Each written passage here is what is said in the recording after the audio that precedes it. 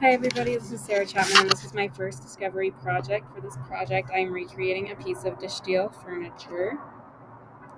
So this project is relevant to the class because we talked about dish steel architecture and neoplasticism in art, and I'm taking some of those concepts that we learned about as well as some additional research and applying them to my own piece of abstracted furniture.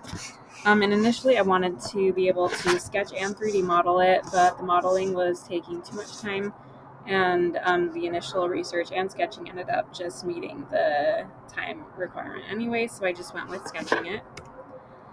Okay, so just a little bit of an overview over dish steel. So the purpose of dish steel is to replace divisiveness of individuality with universality. It was born out of the destruction of World War II, and the steel artists focused on harmonious balance, pure forms and colors, and kind of achieving a level of transcendent spirituality through art and design. And so this was my reference piece for this project. I decided to go with a very decorative piece of furniture. This is a Louis the 16th chair.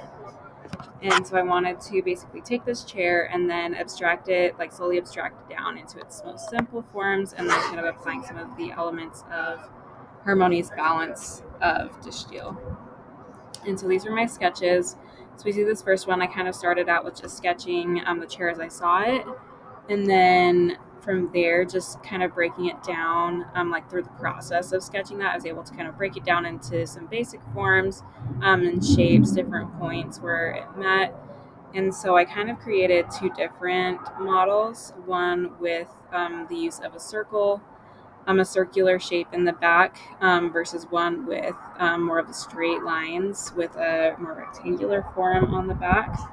And so, yeah, this was kind of like the first, these two were kind of the first level of abstracting it, and then kind of getting a little bit more detailed with following some of the forms of the arms as well, keeping some of that integrity up to the chair.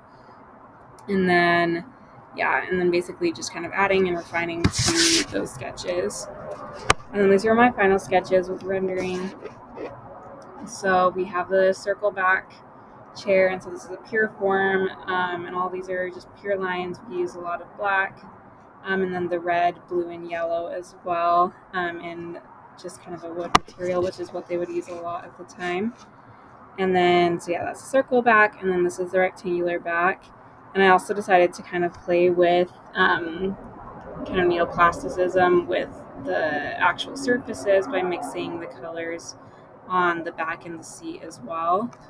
I think something that I would change is maybe even stripping this further down with ornamentation, simplifying the form even more. But yeah, this is kind of what I ended up with for this first go around. And thank you so much for watching.